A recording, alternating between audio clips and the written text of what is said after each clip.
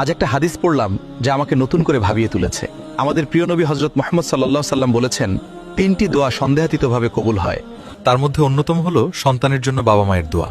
কিন্তু অনেক সময় আমরা রাগের মাথায় সন্তানদের বকাঝকা করি বা উল্টোপাল্টা কিছু বলে ফেলি, সেটা কি ঠিক?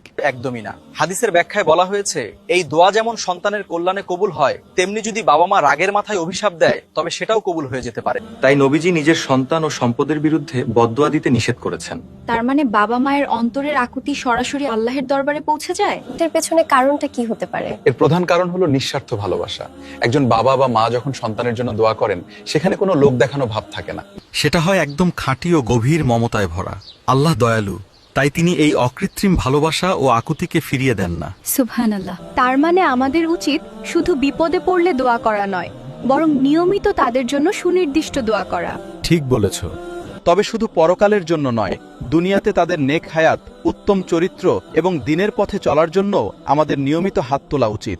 আমি আজ থেকে প্রতিজ্ঞা করলাম, আমাদের সন্তান যখনই কোনো ভুল করবে, আমি রাগের বদলে মনে মনে আল্লাহর কাছে বলবো, হে আল্লাহ, ওকে হেদায়েত দাও। এটাই হলো সঠিক কাজ।